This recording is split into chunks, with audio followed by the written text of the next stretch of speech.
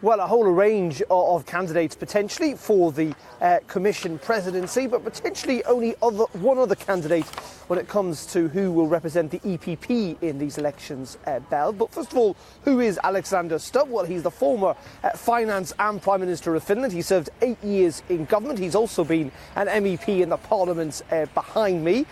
And he is trying to pitch his battle, or is the race to become the EPP candidate, by saying he wants to break down these unnecessary barriers between East and West. He's expected to tell a press conference later on today that he believes more than ever now that we need a strong defence of European values.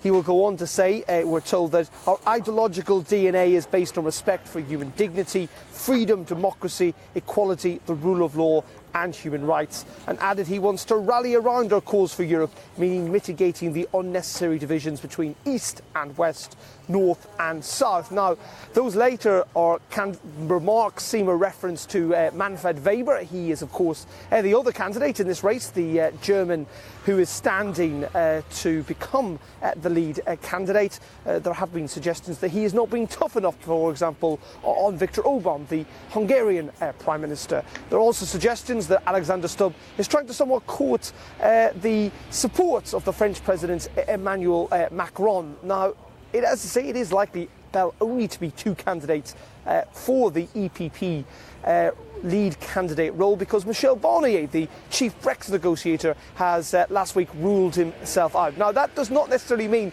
whoever the EPP candidate automatically becomes the Commission president.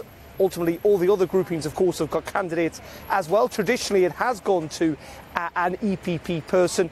But given the fact we are expecting the rise of populists in next year's election, and that the EPP will not have the number of seats in this parliament that they currently have, that it may be somewhat more of a tougher battle for that political grouping. And the results and who takes over from Jean-Claude Juncker, a lot more uncertain.